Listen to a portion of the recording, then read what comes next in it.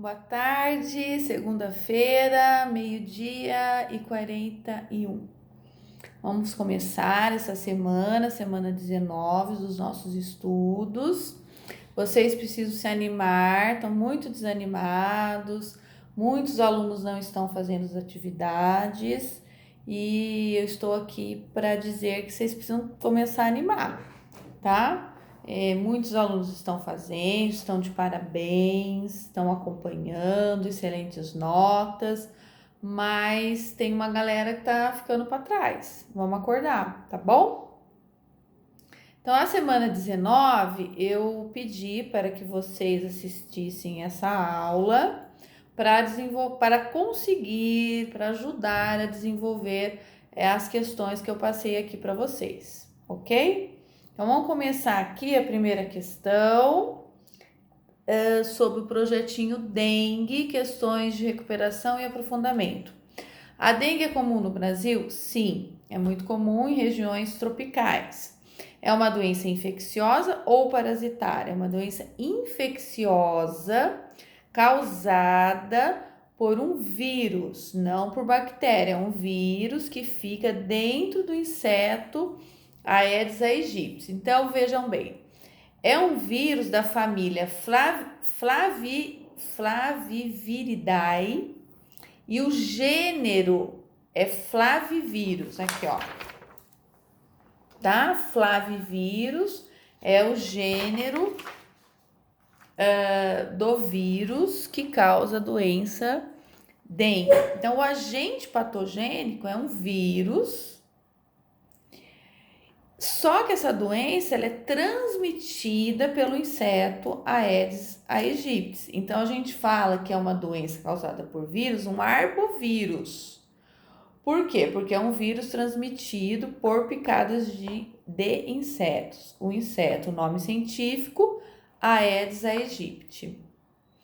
O vírus é um grupo sem reino, por quê? Porque o vírus ele não tem vida.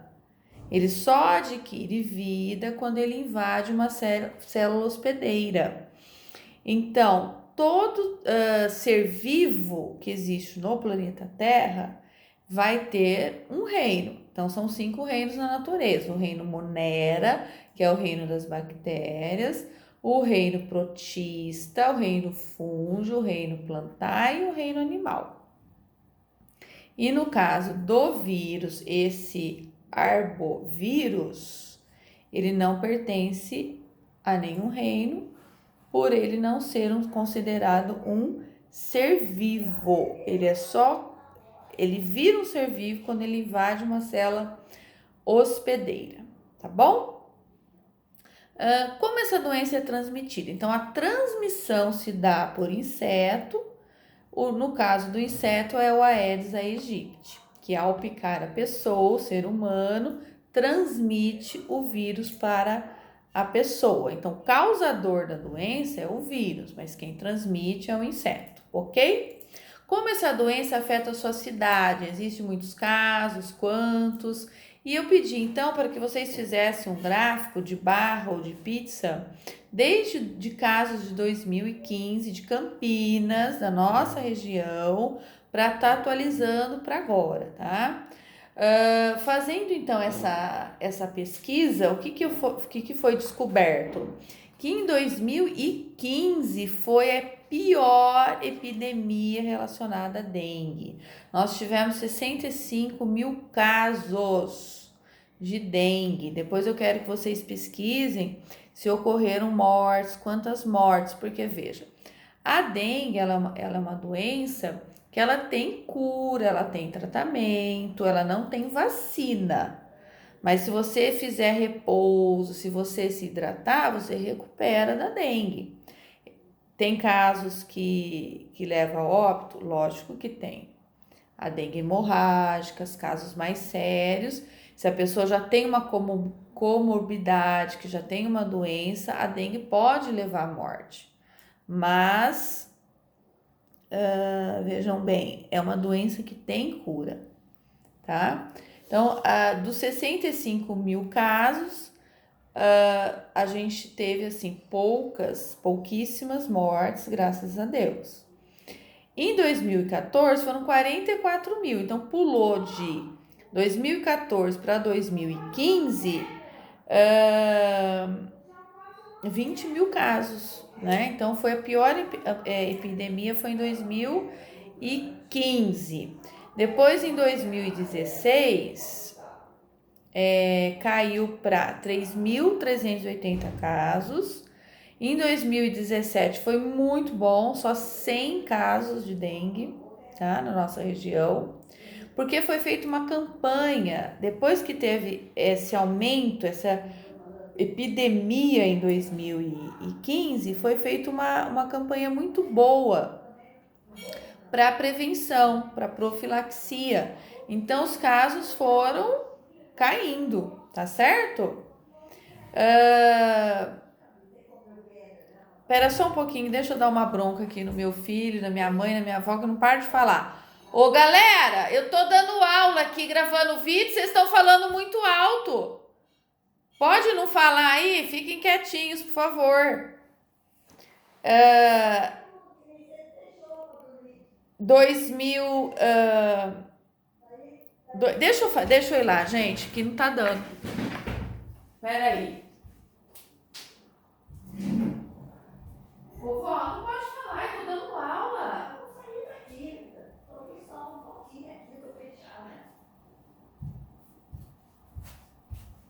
Pronto, voltei. Então, aí o que acontece aqui? É assim, tá vendo? Em casa a gente trabalhar é desse jeito, mas é bom para vocês perceberem que a dificuldade é para todos nós, é vocês aí, a gente aqui, porque a casa tá cheia, né? As crianças vão para a escola, minha avó tá aqui, minha mãe tá aqui, enfim. Mas tá bom, galera, vamos voltar. O que eu tava falando? Dos casos, né? Então vocês vão montar, vocês podem fazer de 1.000 em 1.000 o gráfico de vocês de barra. Então vocês podem começar lá 2015, 16, 17, 18, 19, 20, indo de 1.000 em 1.000. Então vocês vão colocar que em 2015 foi o pior caso, 65 mil. E depois vai caindo. Aí vocês vão colocar uma barra muito pequenininha para 2017, que são só 100 casos. 2018, 300 casos. 2019, 25 mil. Aí aumentou novamente. E 2020, vocês podem pesquisar, que foi para 3.456 casos, tá? Então vocês podem também estar pesquisando esses dados para ver se os meus batem com esses daqui, com os meus, tá bom? E uma informação, ó, 2018 teve 300 casos sem óbito. Agora 2019, 25 mil casos, 5 óbitos. Graças a Deus, somente 5, né?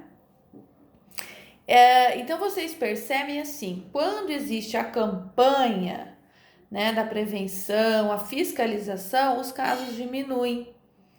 Porque se você começa a deixar novamente muita água parada no seu quintal, na redondeza, em praças, os casos começam a aumentar novamente, né? Então tem que ficar atento a isso. Então eu quero que vocês façam essa pesquisa e consigam e tentem montar, né, essa tabela, esse gráfico de barra ou pizza para mim, tá bom? Abaixo a gente vai ter as questões relacionadas à ecologia, que é a segunda parte, o que é a cadeia alimentar. Você lembra como se faz uma cadeia alimentar? Vocês fizeram o módulo para mim no início do ano, então vamos estar relembrando toda essa parte. A parte do consumidor, decompositor, produtor, qual é a diferença do autótrofo e do heterótrofo, né? Então, todos os seres vivos que produzem o seu próprio alimento através da fotossíntese, que no caso são as plantas e alguns outros serzinhos vivos, eles são autótrofos, eles são autossuficientes e eles conseguem produzir o seu próprio alimento realizando a fotossíntese, a quimiossíntese. Já os heterótrofos, que no caso os animais, os seres humanos, a gente tem que consumir os outros seres vivos, Nós não produzimos o nosso próprio alimento, nós somos, então, consumidores. Então, na cadeia alimentar, né? A cadeia alimentar é um ser vivo se alimentando do outro em linha reta. Então, sempre começando com o produtor, que faz a fotossíntese, e depois o consumidor 1, que é o herbívoro, que come o produtor. O consumidor 2, que come o herbívoro, certo? Que é o consumidor 1, e assim por diante. Então, se você fizer uma cadeia alimentar com 5 níveis, você vai ter o produtor, consumidor 1, 2, 3 e o decompositor, que está no topo, no final da cadeia alimentar, porque ele se alimenta de todos os seres vivos quando morrem, faz a decomposição, a reciclagem da matéria orgânica. Os decompositores, que são fungos e bactérias, são muito importantes para essa reciclagem da matéria orgânica, para que ela volte para o planeta como composto inorgânico, ok? Então, vocês vão responder as questões, espero ter ajudado para essa semana, tá bom? Assistam, então, o vídeo, façam as pesquisas e boa atividade para vocês. A gente se vê em breve, se Deus quiser, tá bom? Valeu!